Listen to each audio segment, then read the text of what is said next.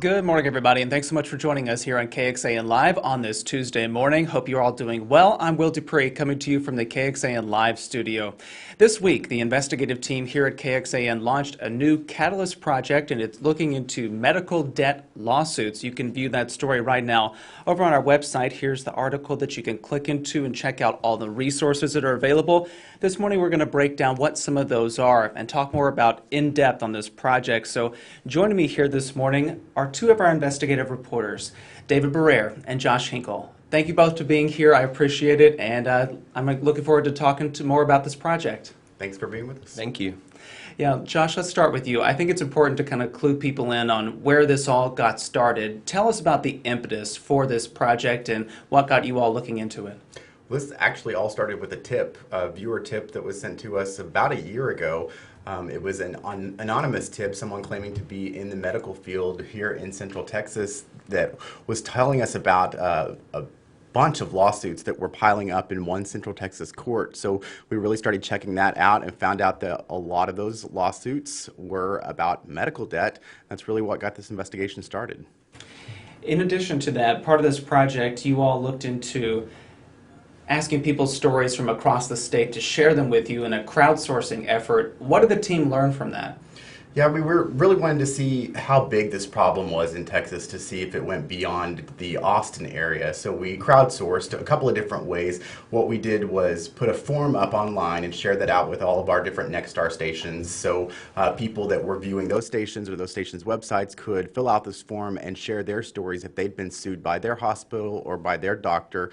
They could also send us an email with that same information. And we also sent handwritten letters to a lot of the people that we found through the lawsuits that were here in Central Texas. And what we wanted to do with that was have those people reply back to us so we could follow back up with them and then interview them for their stories so they could share their story about medical debt and the challenges that they were facing financially when something like this happens to them. And let's listen into one of those stories that you just mentioned there, and we'll talk more on the other side. My name is Marissa Alleman. I live in Liberty Hill. I work for a water department. And I am a single mother of a teenage girl. I was served by a law enforcement officer at my house with papers saying that I was being sued. I was being billed for services in the amount of $7,000, and I ended up being taken to court and sued for $3,400. I have suffered from chronic kidney stones for nearly 15 years, and I felt like I was passing a kidney stone. It seemed as if it was an emergency for me, which is what led me to this emergency department. I was in a lot of pain. I had to get IV pain medication, and it was very hard. I had my hospital services in October of 2014, and then I was sued in early 2015. I made the equivalent of $5.25 an hour on unemployment and a single mom. When I was sued, it created a lot of stress for me. I was scared and nervous about what kind of situation this would put me in financially. The firm that represented the hospital won, and I have now been on a payment plan with this firm for 7 years, paying off this hospital debt. The total amount that I ended up with in my suit was $3,400. I'm paying $25 a month towards that amount. I just kind of want this to go away because that $25, being a single mom, can go a long way. That's almost a tank of gas to get to my job so I can support my family. Sometimes people are just in a financial bind, or, emergencies come up, and that's, not something that people are planning for. Josh, again, we've heard so many of those stories because they've shared them all with you all here on the KXAN investigative team. In addition, though, you all partnered with a journalism group called Clear Health Costs to get some more expertise on this particular subject. What all did that partnership come to provide some insight for you all? Yeah, and I got to say, that woman you just heard from, her story is very compelling, and we heard several stories like that, and you can find more of those types of videos where you can hear other people's stories from real Texans experiencing this problem on our website right now at KXAN.com. But to your point about Clear Health Costs, the national journalism nonprofit that we partnered with, this was a group that was very pivotal in getting us launched because we really wanted to understand the scope of this problem, because this medical debt concept was something that we hadn't ever dealt with here on the KXAN investigative team. So we really wanted to understand something, go to the experts that really understood what was going on, if this was a Texas-based problem or if it was happening in other places in the U.S. So we partnered with Clear Health Costs. Jeannie Pender is the CEO and founder. She's a former New York Times reporter and editor. I had met her through different journalism organizations over the years and knew that she was an expert in this topic specifically. And she really opened up the avenues of where medical debt could be coming from for us and helped us understand better that this goes way beyond just the simple idea of a hospital suing a patient. Sometimes these can be coming from third-party debt collectors, like what we discussed with her in a new episode of our Catalyst podcast. Listen. We've heard from the National Consumer Law Center. They have a report showing the state-by-state protections for what can and cannot be taken by a creditor. Texas has pretty strong credentials in that department. They have a B rating from the NCLC with fairly strong protections, precluding creditors from confiscating wages for most debts. Texas is one of only 4 states in the nation with such a rating.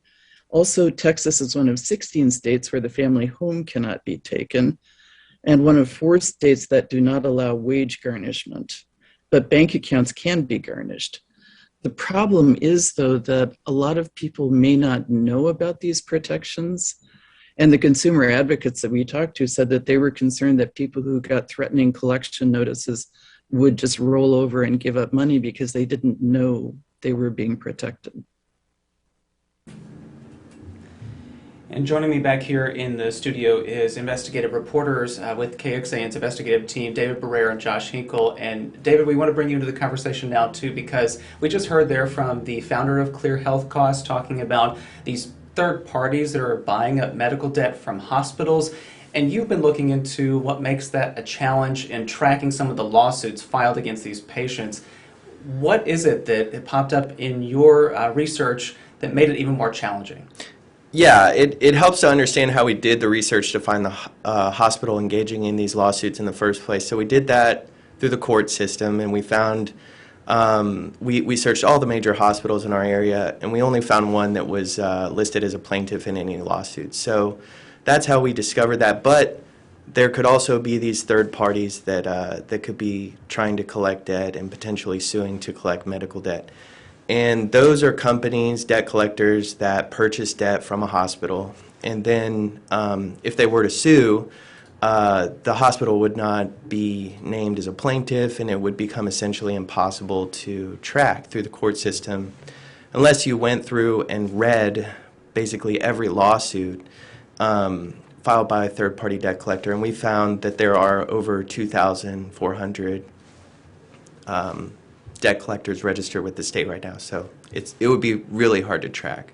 Yeah, what other ways are we seeing that debt collectors are going after people's medical debt? Yeah, it wouldn't necessarily have to be a lawsuit. They could also be calling, sending letters, just trying to compel people to pay in that way. Okay, and part of this project, which has been a beneficial part, is that you all have put out this page listing some of the tips and resources that people can go and check out if they themselves have medical debt or if they're being sued for it. And I want to bring up that really quickly so that you all can see what this looks like and have David walk us through what we're looking at here. So David, kick us off.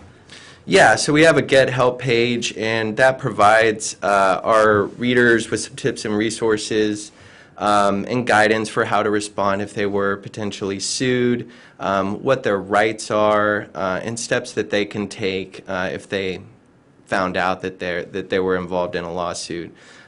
We provided some contacts for legal aid in there. Those could potentially provide legal aid or just, guidance if someone wasn't able to pay for an attorney. And then we have some information on what the laws are around medical debt collection and lawsuits.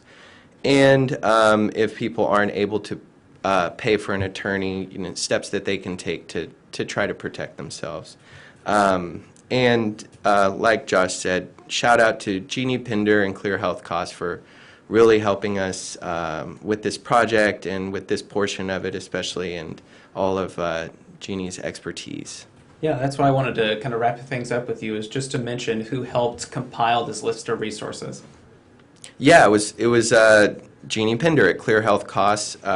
Like Josh said, it's a national journalism outfit that really specializes in medical debt issues, and we really got a lot of help from them.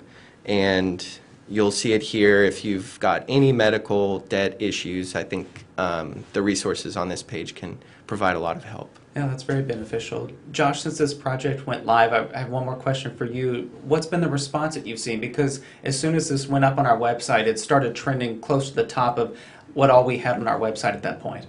I think this is an issue that really resonates with a lot of people because, we've gone through quite the big last couple of years with a lot of people dealing with medical issues with the COVID-19 pandemic. So the fact that our research, looks during that time frame, I think really kind of spoke to a lot of people because they understand the financial struggle that could happen with this. And it's surprising. I mean, you don't expect to get sued for something like medical debt. I think a lot of people expect I will owe money because I got a service at a hospital and the hospital has to make its money somehow. But actually having a lawsuit filed against you is a little unexpected for a lot of the people we're hearing from.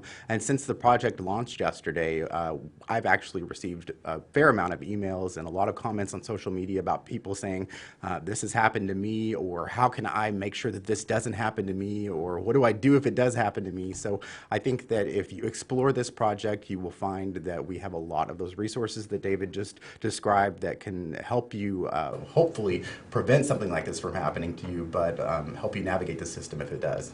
All right, well, we're going to end it there. So investigative reporters Josh Hinkle and David Barrera, thank you both for joining me this morning and for explaining a little bit more about this really interesting project. Thank you both. Thank you. All right, everyone, if you'd like to check out more online right now, we have those details on what support and other tips are available if you are sued for medical debt, and you can explore our data interactive on the lawsuits, get expert analysis in a new season of our Catalyst podcast, as we mentioned a few moments ago, and take a closer look at what could prompt legislation when lawmakers return to the state capitol next session. You can just go to the investigative section of KXAN.com. Thank you all again for watching. I'm Will Dupree here in the KXAN Live studio. We hope to see you again very soon with other updates, so please stay with us and take care the rest of the day. Enjoy your Tuesday. See you later.